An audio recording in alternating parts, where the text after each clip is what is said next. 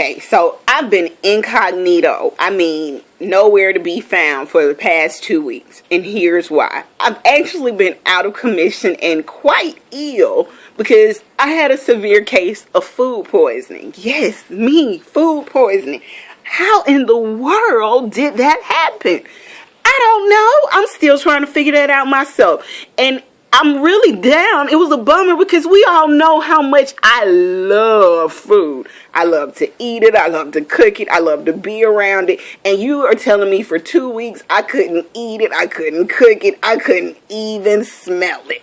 I couldn't keep anything down but Gatorade and ice water.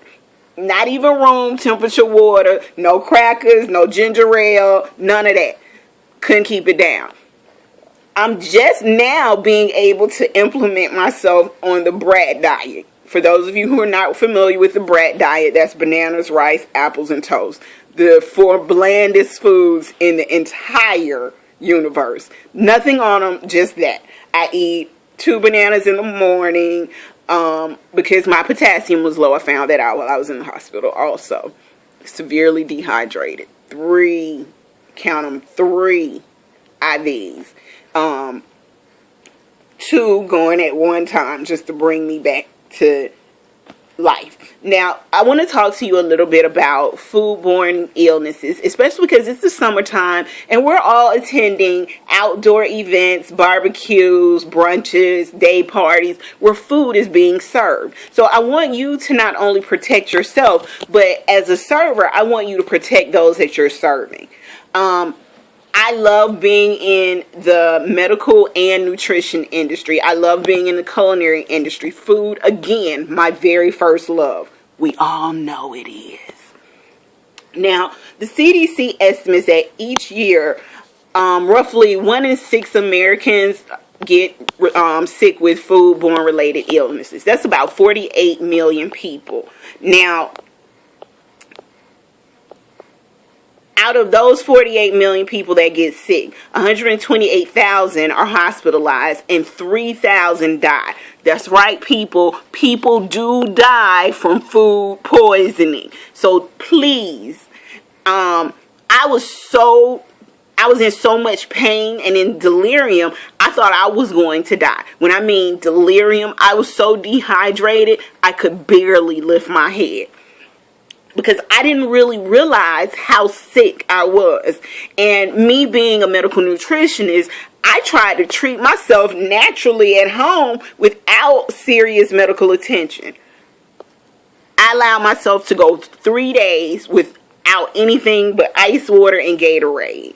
Not knowing exactly what I was doing to my body. Well, subconsciously knowing, but not really paying attention because I was determined to treat myself. See, 1 year ago, my body defeated stage 0+ breast cancer. So, in my opinion, I could defeat pretty much anything. I could get through just about everything in my mind because I've trained my mind to believe that I am strong no matter what.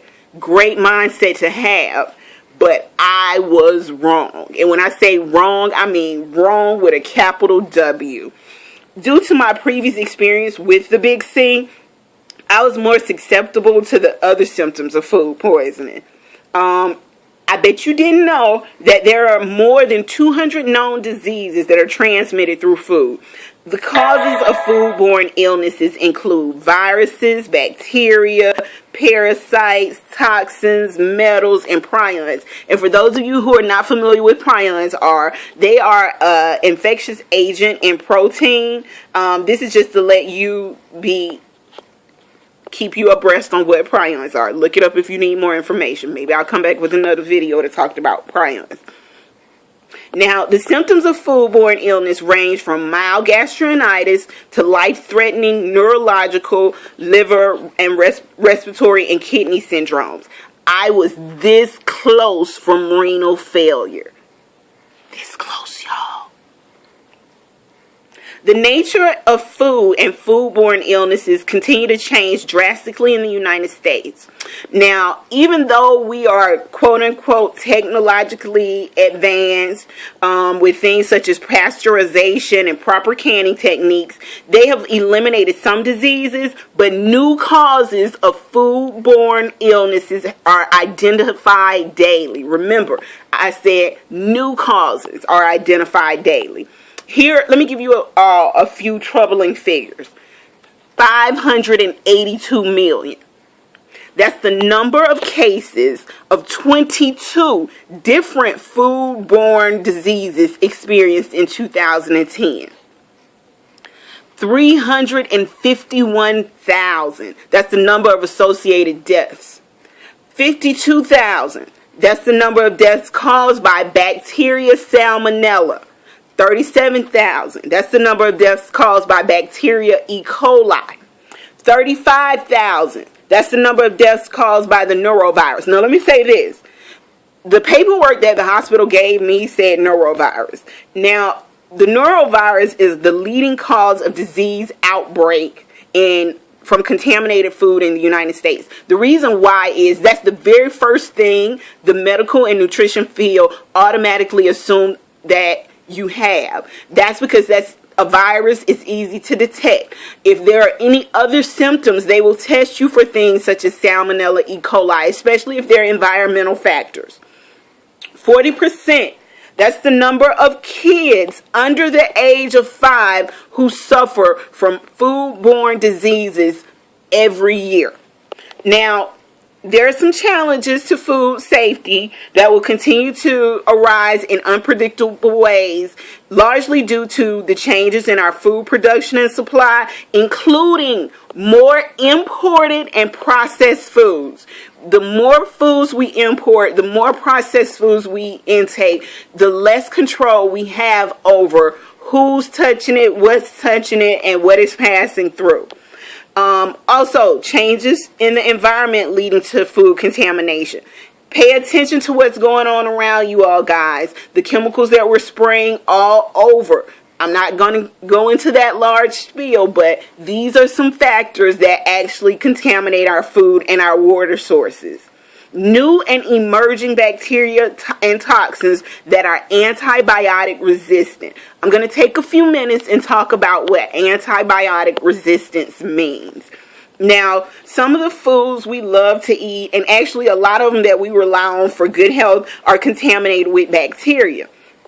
The cause that causes illness and can be deadly for certain people. More progress is actually needed to protect people and reduce foodborne illnesses in America. Now, antibiotic resistance in foodborne germs is a growing challenge that is made worse by the overuse of antibiotics in humans and food animals. Every year, over 400,000 people in the United States get sick from antibiotic-resistant salmonella.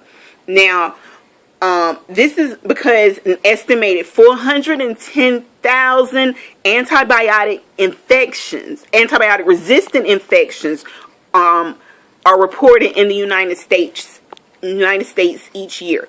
Now, I'm not against antibiotics. I'm not going to say, hey, stop taking these medications. Hey, stop producing these medications. Hey, don't go get vaccinated. That is not what this is about. Antibiotic resistance is the ability of microbes such as bacteria, viruses, fungi, and parasites to resist the effects of drugs. That means the germs are not killed and their growth is not stopped. Here's why. Antibiotics are a powerful tool for fighting illness and disease, but it's overused to help create that has helped create bacteria that is outliving the drug, and the drugs used to that means that it is outliving the drugs that that we're supposed to be using to fight it. Food can get contaminated whether the bacteria is actually resistant to antibiotics or not. Some resistant bacteria are actually transmitted to people through food. So you have to be careful. Here are a few things we can do. Take antibiotics only as needed, when needed.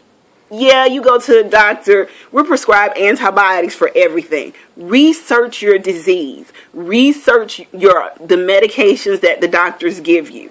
If you're like myself, I'm a naturalist, so most of the time I try to treat myself through some type of food or holistic remedy. Go that route if possible. I'm not telling you not to take antibiotics, but what I'm telling you is do not allow your doctor to overprescribe them for you. Understand the importance and seriousness of antibiotic-resistant infections linked to contaminated food. Meaning, understand that we're utilizing antibiotics not only in our body, but we're utilizing it to give to the animals that we're using for food. We're also utilizing it to kill diseases on plant life as well. These are allowing the viruses, the bacteria, to build up an immunity to the antibiotic. It's the same thing we do when we vaccinate ourselves. We're building up an immunity. Know who is the most at risk for infection.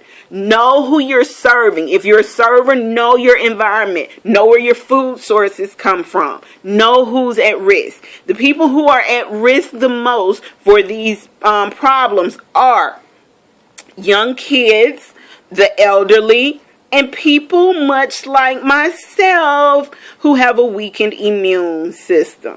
I'm never going to claim it, but it is what it is. I can't deny it at this point. Okay, so here are a few tips that you can use to stay safe this summer. Clean. Wash your hands and the surfaces that you use to cook on or around. Germs can survive in many places around your kitchen, including your hands, utensils, and cutting boards. Wash your hands with soap after contact with animals or animal environments. If you're a farmer, if you work on a farm, if you work in a dairy, if you work in the veterans office, wash your hands. And if you don't know the proper cleaning technique for washing your hands, I'll post a video on that later. But make sure you keep your hands clean and washed. Separate. Don't cross-contaminate in your kitchen.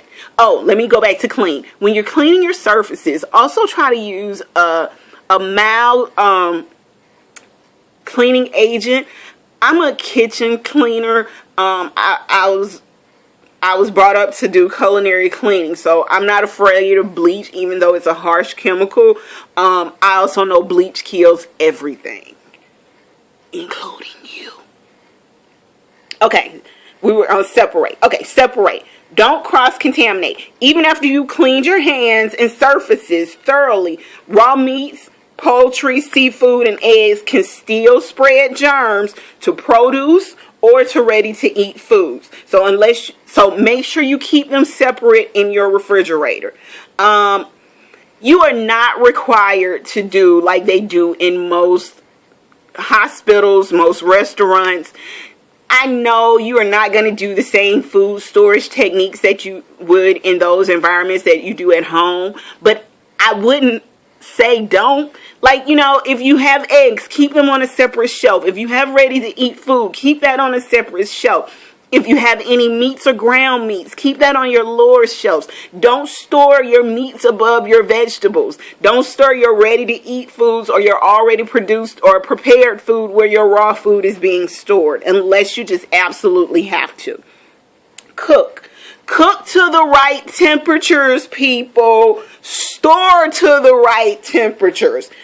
Cook. While many people think they can tell when food is done based on its color, that ain't always true.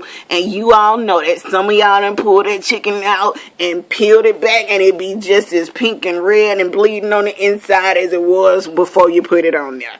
So let me give you this. Use a food thermometer to ensure that your food is cooked to a safe internal temperature. 145 degrees for whole meats. That's like beef and pork. Allow that to rest for 3 minutes because it's continuing to cook before you carve or consume it. 160 degrees for ground meats. For those hamburgers that you're throwing on the grill, Stick that food thermometer in them at 160 degrees. They're done. But make sure you're checking the meat and not the grill. Meaning don't stick it all the way down to the bottom, and you want to use it in the biggest, thickest portion of the meat, okay? 165 degrees for poultry. Make sure your chicken is cooked all the way through. Chill. Keep refrigerator below 40 degrees Fahrenheit and refrigerate food properly. Okay, it is the summertime. I don't want to speak to you like you're a special education student. However, we go to, again, a lot of barbecues, a lot of outdoor events where food is just all over the table. Listen to me. I don't care who it discomforts or who it makes miss a certain dish or whatever. Do not leave cold prepared items out for longer than, I'm going to say, 45 minutes in this heat. I am in Georgia. It is getting up to 90 to 95 degrees in this heat. Food should not be left out for longer than an hour in the summertime. We say 2 hours at the max, unless you refrigerate them. My suggestion is to keep it on a ice bath. And if you keep it on the ice bath, after about 45 minutes, pop it back in the refrigerator for about a good 45 minutes. 45 minutes out, 45 minutes on. But always keep it on an ice bath to keep it cool. Now, when you do that, I'm saying this for those of you who are out there that are preparing food, those of you that are serving food, those of you that are going to these outdoor events. If you get sick, make sure you report any outbreaks or any food-related illnesses to your local health department. Call them up. They got a hotline for it. I don't know the one in your area, but I'm sure you can find it. All you got to do is put health department in whatever county you're in. Here is the most important thing. I don't care who you are, how well you cook, or who your mama is. If you get food poisoning, or if you get any stomach virus, or any virus that gives you diarrhea or causes nausea and vomiting, do not prepare food for others. You got that? Don't cook for nobody else. Please be especially careful, again, of children, pregnant women, the elderly, and those of us who have weakened immune system. For some other tips, and just for a list of the food recalls in your area or in the United States as a whole, go to foodsafety.gov. You can also find some of these tips and some more information about foodborne illnesses on the cdc.gov website. I'm saying this to you. On the day I got sick, a few days later, I found out there was a listeria recall for a mass amount of frozen vegetables. The recall was dated from September the 2nd, 2015 to June 2nd, 2016. That's almost a half of a year worth of vegetables and foods that have been out there on the market that people have probably consumed and not even know that were infected. Please, people, stay abreast of your health, stay abreast of the food recalls, and do your best to maintain a healthy diet. Those of you that have weakened immune systems, know where your food sources are coming from, know what you're eating. I cannot stress that enough. This is from somebody who didn't even think that food poisoning would strike me in the way that it did. And I've been in the kitchen for 12 years. Almost 15 years now. 12 to 15 years. I'm not going to tell y'all how old I am. But all I'm saying is just be aware and take care of yourself. Thank you so much. And as always, let's cook about it.